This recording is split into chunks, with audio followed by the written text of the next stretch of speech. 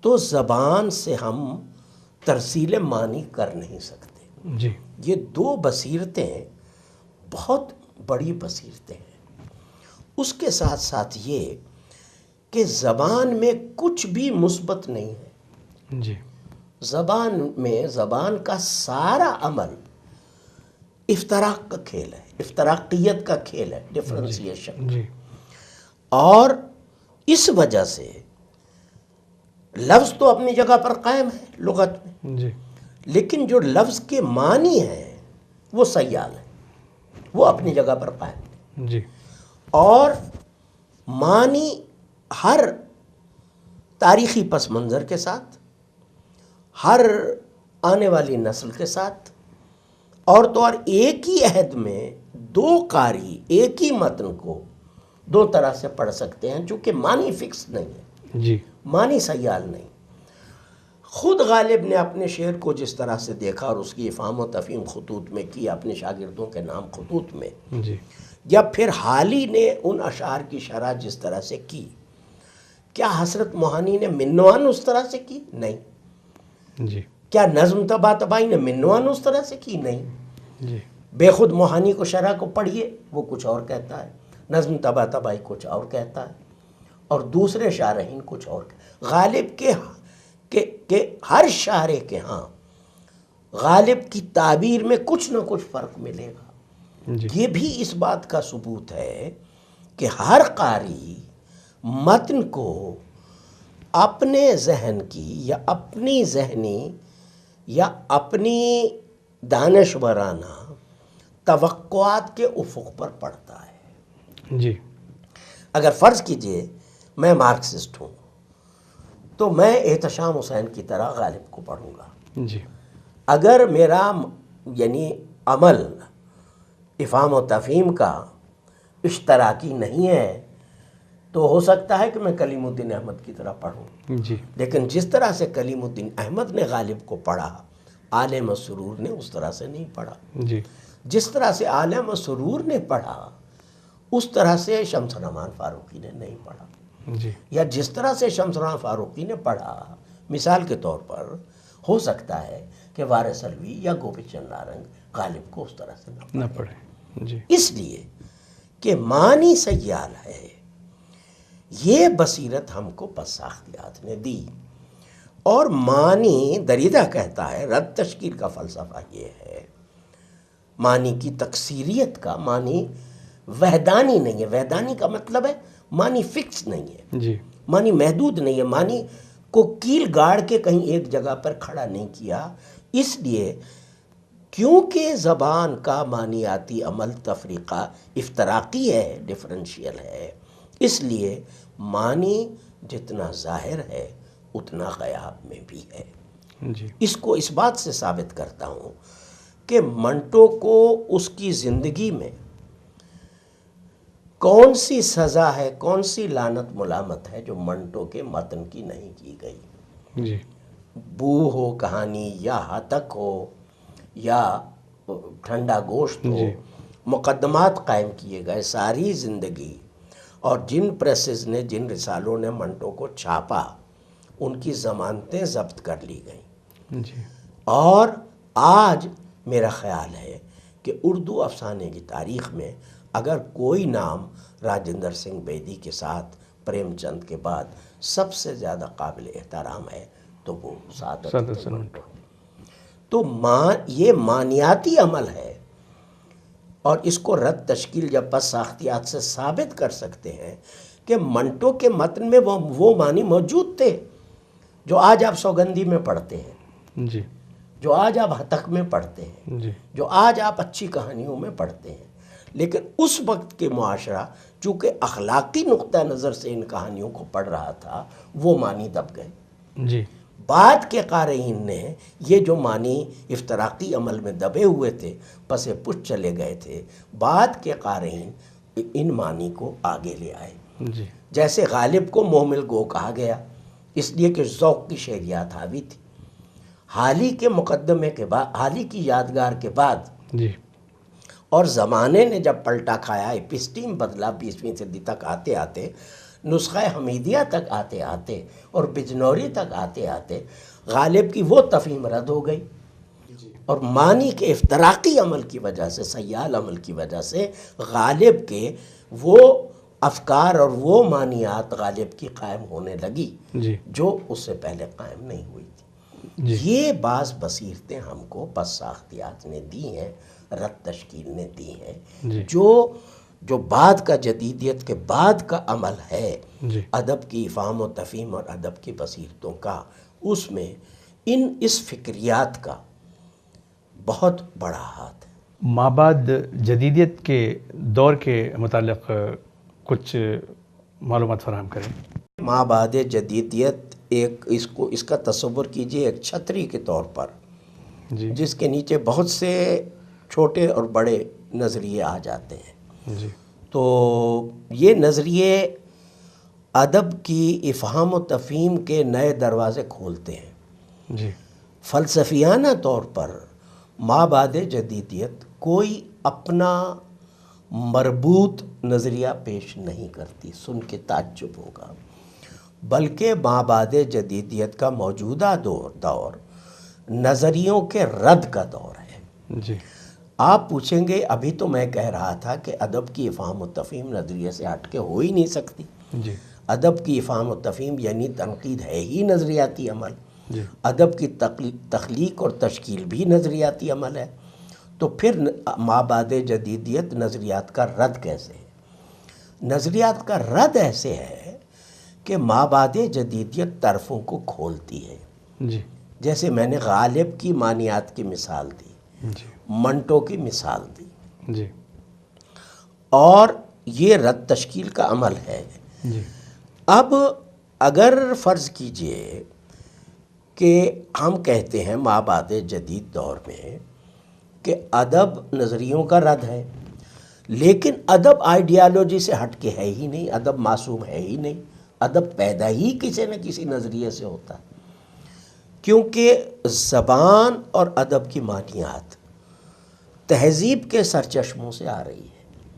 تہذیب کے سرچشمے، مذہب کے سرچشمے، اخلاق کے سرچشمے ایک دوسرے سے الگ الگ ان کا دائرہ کار ہے، لیکن ملتے جلتے ہیں۔ ادب ان سب سے، ادب مذہب سے بھی انسپریشن لیتا ہے، ادب آئیڈیالوجی سے، مثال کے طور پر ایک آئیڈیالوجی مارکسزم ہے، اور بھی آئیڈیالوجی ہو سکتی ہے، کئی آئیڈیالوجی ہو سکتی ہے۔ ہماری اپنی ہندوستانی تہذیب، آپ کمپوزٹ مشترک ملی جلی ہندو مسلمانوں کی مخلوط تہذیب میں یقین رکھتے ہیں، یا آپ کسی فیشسٹ تہذیب میں یقین رکھتے ہیں جو کسی ایک مذہب سے وابستہ ہو؟ ایسے بھی لوگ آپ کو ملیں گے جو کسی نہ کسی طرح کی فیشسٹ آئیڈیالوجی میں یقین رکھتے ہیں۔ تو ادب کی جو ذہنی تحریک ہے آرٹ کی، وہ کہیں سے بھی آ سکتی ہے۔ ترقی پسندی کے زمانے میں یہ تھا کہ جو سیاسی پارٹی ترقی پسندی کو انسپائر کرتی تھی، کیونکہ اشتراکیت کا کھیل تھا، نظریات اشتراک، وہ ٹھپا لگاتی تھی، اس کا مینیفیسٹو ٹھپا لگاتا تھا، گویا آئیڈیالوجی کی تحریک باہر سے آتی تھی۔ اب یہ ہے کہ مابعد جدیدیت چونکہ آئیڈیالوجی کا رد ہے، دی ہوئی آئیڈیالوجی کسی پولیٹیکل پارٹی کی، کسی ایسے سرچشمے کی جو اسٹیبلشمنٹ ہے، جو اس پر سکہ بند مہر لگاتا ہے کہ یہی آئیڈیالوجی صحیح ہے، وہ رد ہے، وہ ادیب کی آزادی کے خلاف ہے۔ لیکن ہر ادیب کی اپنی کچھ نہ کچھ انسانی اقدار ہوں گی، سیاسی اقدار ہوں گی، اس کو ان قدروں کو چننے کا حق ہے، کیونکہ ادب ساتھ دے گا انسانیت کا، ادب ساتھ دے گا مظلوم کا، ادب ساتھ دے گا غریب کا، ادب ساتھ دے گا پسماندہ عوام کا، پچھڑے ہوئے لوگوں کا، حاشیائی لوگوں کا، ادب ساتھ دے گا، اگر یعنی مرد اور عورت کی کنٹروورسی میں ادب ساتھ دے گا فیمنزم کا، یعنی ہندوستانی سماج میں جس طرح سے ذات برادری کا دباؤ رہا ہے صدیوں تک، ادب ساتھ دے گا نچلی ذاتوں کا، دلت کا، چنانچہ ادب میں فیمنزم کی تحریک پیدا ہوئی۔ اب یہ بھی ایک تحریک ہے، نظریہ ہے۔ ادب میں دلت کی تحریک پیدا ہوئی، ادب میں اب وہ ہمارے کالونیل ماسٹر تو چلے گئے، ان کے جو کالونیل زہریلے اثرات تھے ان سے ذہنوں کو آزاد کرنا، اپنے تہذیبی تشخص، اپنی تہذیبی جڑوں پر اصرار کرنا، یہ بھی ایک نظریہ ہے، یہ بھی مابعد جدیدی کا حصہ ہے، لیکن کھلے ڈلے ایجنڈے کے ساتھ، آزادانہ۔ اب ادیب کو اختیار ہے کہ وہ اپنی آئیڈیالوجیکل کسی باہر سے دی ہوئی آئیڈیالوجی کا غلام نہیں ہے ادیب، جی جیسا ترقی پسندی کے دور میں تھا، جیسا جدیدیت کے دور میں تھا۔ کوئی سکہ بند کسی طرح کا فارمولہ باہر سے دیا جائے، ادیب کے لیے اس کو قبول کرنا ضرور نہیں ہے، یہ نظریات کا رد ہے۔ جی لیکن کسی نہ کسی طرح کی انسانیت پرور، روحانیت پرور اور ادب پرور، یعنی ادب کی ادبیت پر بھی اصرار، اور قاری کو نظر انداز نہیں کرنا، اور اس کے ساتھ ساتھ اینٹی پولیٹیکل، میں اس کو سم اپ یوں کروں گا، یعنی مابعد جدیدیت کی پہچان 5 یا 6 چیزوں سے ہوتی ہے۔ جی معنیاتی سطح پر تکثیریت کا عمل، جی کہ معنی متعینہ نہیں ہے، جی معنی محدود نہیں ہے، معنی کا عمل عدلتا بدلتا رہتا ہے، جی اور اس کی افہام و تفہیم کے نئے زاویہ ہائے نظر سامنے آ جی سکتے ہیں۔ دوسرا، پوسٹ کالونیل، اپنی تہذیبی جڑوں، اپنی ثقافت پر اصرار۔ جی تیسرا، آئیڈیالوجی کا عمل۔ آئیڈیالوجی وہ نہیں جو باہر سے کسی پولیٹیکل پارٹی یا کسی مقتدرے یا کسی ادارے یا کسی انجمن یا کسی اسٹیبلشمنٹ یا کسی سرکار، یہ سرکار یا وہ سرکار، یہ آنے والی یا وہ آنے والی انتخابات سے آتی جاتی ہیں، کوئی سرکاری عمل یا باہر سے دی ہوئی آئیڈیالوجی کو قبول کرنا غلامانہ ہے۔ آزادانہ عمل، اقدار، انسانیت پرور اقدار کو چننا، سماجی انصاف کا ساتھ دینا، جی اور اس کے ساتھ ساتھ جو ادب کی ادبیت کے معیار ہیں، جی یعنی ادب جمالیاتی عمل ہے، اور اس کو ان تمام تقاضوں کو پورا کرنا ہے جو ہماری ادبی اور شعریاتی روایت میں ہم پر عائد ہوتے ہیں۔ جی یہ کھلا ڈلا عمل ہے مابعد جدید عہد میں، گویا کہ مابعد جدیدیت سماجی معنویت سے جڑتی ہے، ادب کو زندگی سے جوڑ کے دیکھتی ہے، جی اور ساتھ ساتھ یہ بھی کہتی ہے کہ ادب کی افہام و تفہیم کوئی دیا ہوا عمل نہیں، یہ تخلیق کا جشن جاریہ ہے جو ادیب کی ذہنی آزادی پر اصرار کرتا ہے، ادب کی تہذیبی جڑوں اور تہذیبی اور ثقافتی تشخص پر اصرار کرتا ہے، اور کسی ٹھیکیدار کے دیے ہوئے متعینہ معنی کو رد کر کے ادب کے نئے معنیاتی افق کو کھولتا ہے۔ ادب میں نظریے کا جو عمل دخل ہے اس کو چند لفظوں میں سمجھانا کوئی آسان چیز نہیں ہے، جی بڑا چیلنج ہے، جی اور کچھ سرسری باتیں میں نے عرض کی، جی اور بہت سی باتیں کہنے سے رہ بھی گئیں، جی یار زندہ صحبت باقی۔ ناظرین، آپ نے دیکھا اور سنا پروفیسر گوپی چند نارنگ کے تنقیدی تصورات کیا تھے اور کیا ہیں۔ میں مولانا آزاد نیشنل اردو یونیورسٹی کے نظامت فاصلاتی تعلیم کی جانب سے آج کی اس نشست میں شرکت کے لیے ڈاکٹر صاحب آپ کا تہہ دل سے شکریہ ادا کرتا ہوں، اور میں اپنے ان ناظرین کو جو اس موضوع سے متعلق کچھ استفسارات ان کے ذہنوں میں اگر ہیں تو ان سے گزارش کرتا ہوں کہ وہ ہمیں اس پتے پر اپنے سوالات ارسال کریں۔ نظامت فاصلاتی تعلیم، مولانا آزاد نیشنل اردو یونیورسٹی، گچی بولی، حیدرآباد 5,32,، اور اسی کے ساتھ ہمیں اجازت دیجیے۔ خدا حافظ۔